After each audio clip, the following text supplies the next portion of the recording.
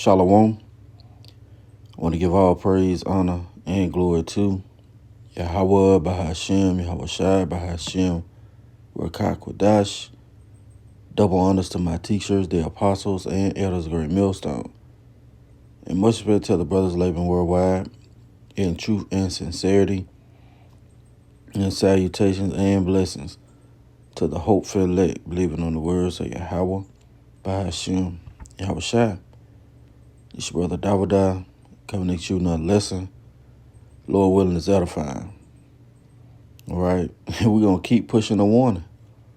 We're going to keep giving you the things that's needful for salvation, because the Lord said he was going to set up shepherds that shall feed you. Matter of fact, let's get that. All right.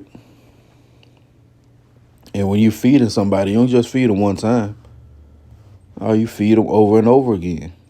You may remix the seasonings that you use. You know, even the length of time that you may cook a certain meal, but it's always going to be that same helping. All right, it's going to always be that basically the same recipe, man. It's just going to be tweaked here and there. But that's how the Lord set it up, right? This is Jeremiah chapter 3 and verse 15. And I will give you pastors according to mine heart, that shall feed you with knowledge and understanding. See that? So, yeah, we're going to keep feeding the sheep, man, with knowledge and understanding. And you guys that who vehemently come up against how we bring out the scriptures and mirror them with the articles, guess what, man? The Lord ain't dealing with you, man, because ultimately this thing it's about giving that warning, right? This is Jeremiah. Stand in the book of Jeremiah, chapter 6 and verse 10. To whom shall I speak and give warning, that they may hear? Right. To whom shall we speak? Right. Where it says in Joel 2 that to sound an alarm in my holy mountain. Right. Those are the ones who's going to ultimately hear this warning. Again, to whom shall I speak and give warning, that they may hear? Behold, their ear is uncircumcised, and they cannot hearken. Behold, the word of the Lord is unto them a reproach. They have no delight in it. Right. 2/3 have no delight in the words of Yahawashi, man. In fact, they despise it, which is going to lead to their death. Now you go into that word despise in the Hebrew. All right. Proverbs 13 and 13 comes to mind. Go into that word despise. It means to hold insignificant. All right. Or, matter of fact, let's just go get it. Because that's what they do. They have no delight in the words of Yahawashi. So they ultimately despise it. They hold it in contempt. They hold it as insignificant. That's it. Let's get it anyway. Proverbs 13 and 13. For whoso despiseth the word shall be destroyed, but he that feareth the commandment shall be rewarded. See, let's get that word despise. Right? It's a phrase, Strong's H 936. It says to despise, hold in contempt, hold as insignificant. So 2/3 hold the words of Yahawashi as insignificant, man. They don't understand the gravity behind the things that we're bringing out. The articles that brothers go into certain information that is brought out to you. They don't hold that as weight, man. But these prophecies are coming to pass. And since you despise it, you're going to be destroyed. You see? Back in Jeremiah chapter 6 and verse 10. To whom shall I speak and give warning? And that's what this is about. Giving you warning from the Heavenly Father. All right? Let's go into this word warning. Okay? It's a phrase, Strong's H 5749. Okay? It says to return, repeat, go about, do again. Now I want to jump down to the second definition. It says to bear witness, and that's what we're bearing witness of, the prophecies of Yahawashi. All right, that's how you're going to be stable in this time. Right? Scriptures say that man shall not live by bread alone, but by every word that proceedeth out of the mouth of the Most High. See? So these words that we are speaking to you, all right, which comes in the form of a warning, all right, is meant to bear witness of the things that are said to come to pass. It says, say again and again. See that? So we don't care if you get tired of hearing this warning. We're going to keep saying it again and again. See? It says to testify, bear witness. And who testimony we hold? We hold the testimony of Yahawashi, man, which is the spirit of prophecy. Okay? Which comes with a warning. It says to cause to testify, take or call as witness, right, and vote. So again, we're going to keep saying these prophecies over and over and over again. We don't care if you get tired of it, man. Bring us to this article. CDC, this is from endtimeheadlines.com. CDC is already warning us to prepare for a winter trifecta of Ovid, flu, and RSV. See that? Well, the Lord said that he's going to send plagues and pestilence upon the world, man. All right? He said he was going to send these things out. And why do you have the CDC, all right, bringing forth this, the Center for Disease Control? Because as the Lord using them on the left-hand side to bring forth his word, man. It says, even as the nation is faced with blistering heat waves this summer, Dr. Mandy Cohen, Cohen, know who that is, 1948er, right? Small hats, director of the Center for Disease Control and Prevention, is already thinking ahead to cold and flu season this winter. We are going to have 3 bugs out there. How do you know? See that? Because it's the Center for Disease Control, not Center for Disease Eradication.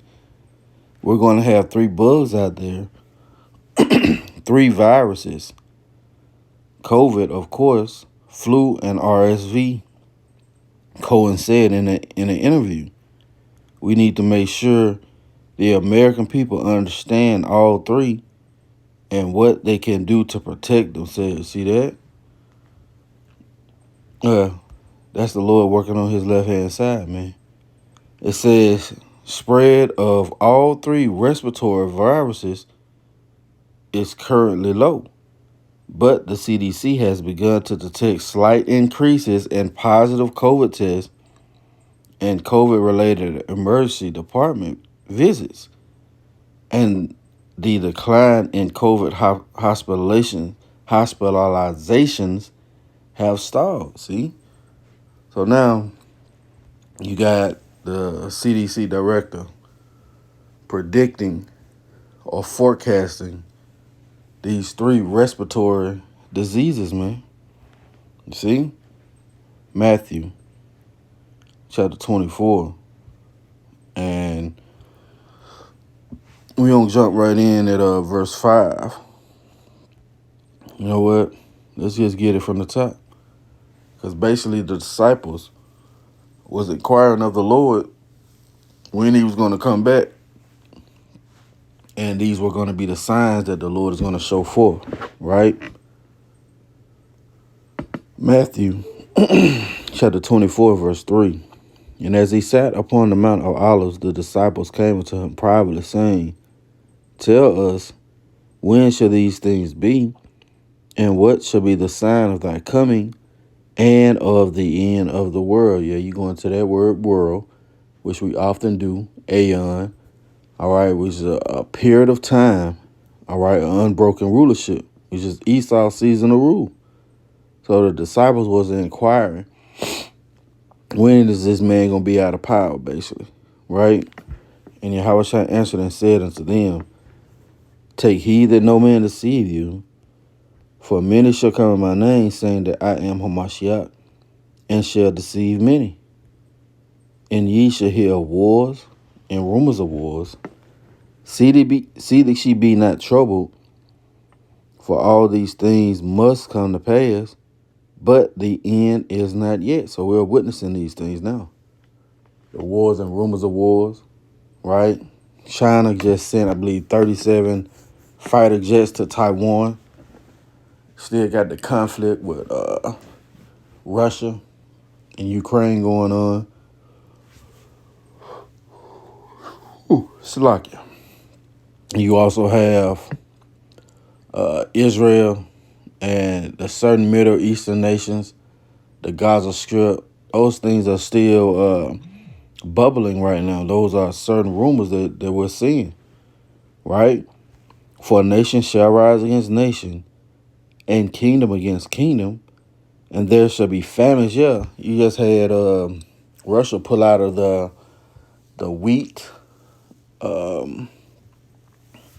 deal that it had, where it allowed Ukraine to export its wheat grains, man. Right, that's gonna cause more turmoil with the famine. All right. And pestilence, and earthquakes in diverse places. See that? Let's look up this word pestilence. Because that's what you're seeing occur. All right? Those are three of them right there that we just read about in that article. Strong's G, 3061. It says pestilence, a pestilent fellow, pest, plague, see? And the Lord said the plagues are sent. He said he's going to bring plagues upon the world. Right? Let's get that. Let's jump right in.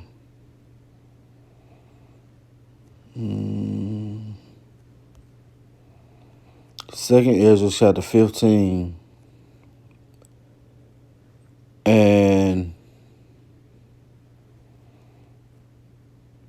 I'm going to jump right into verse 10. It says, behold, my people is led as a flock to the slaughter.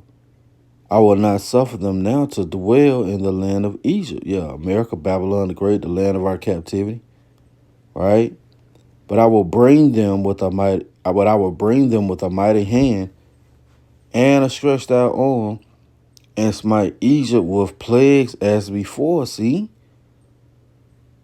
And will destroy all the land thereof, letting you know that this Egypt is speaking about America, Babylon the Great, man. Because Egypt, the land is still there. It wasn't destroyed. You still can go there and see the Sphinx or the pyramids, right? It says, Egypt shall mourn, and the foundation of it shall be smitten with the plague and punishment that the Most High shall bring upon it in that ultimate plague. Pursuant to Zechariah 14:12, is those thermonuclear missiles, man. Those ICBM missiles are going to be sent out and burn this place from sea to shining sea, as it's called, right? Well, that's what's prepared. Let's go to 2nd Ezra chapter 16. Okay? 2nd Ezra chapter 16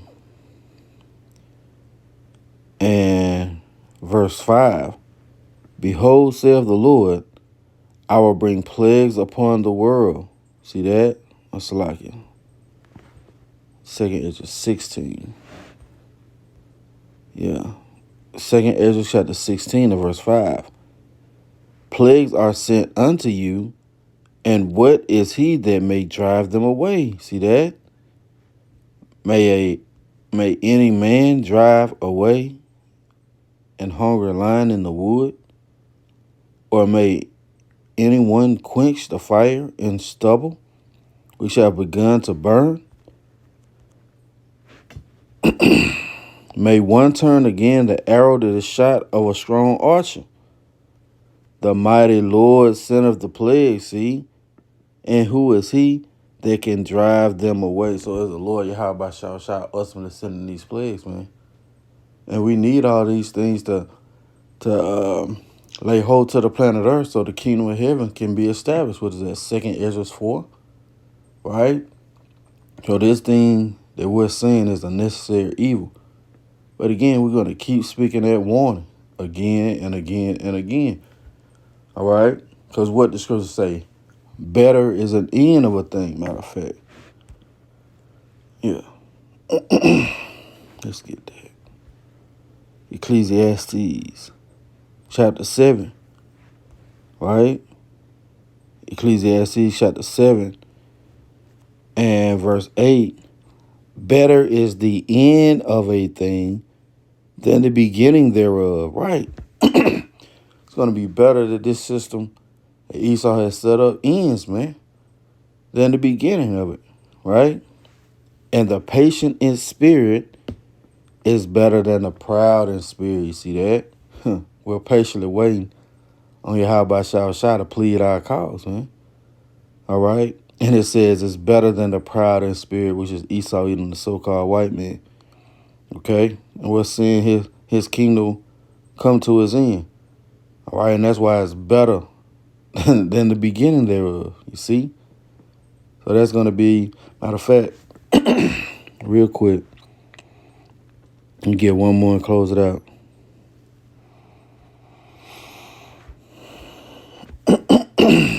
Because they laid down all these different things to forward the affliction of the children of Israel and to stay on top. But it's all coming to naught, man. We seeing it play out.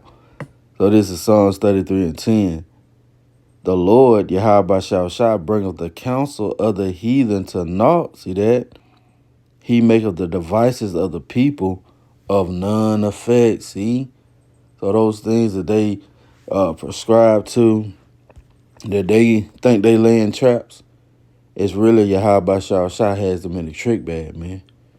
All right? So that's going to be it for the lesson. Lord willing, it's been edifying. I want to give all praise, honor, and glory to Yahawah by Hashem, Yahawashi by Hashem, Rawchaa, Qadash. Double honors to my teachers, the apostles, and elders of Great Millstone. Lord willing, coming at you in a lesson. Till the next time, I say Shalom, DTA, and a Bible ball. Soon.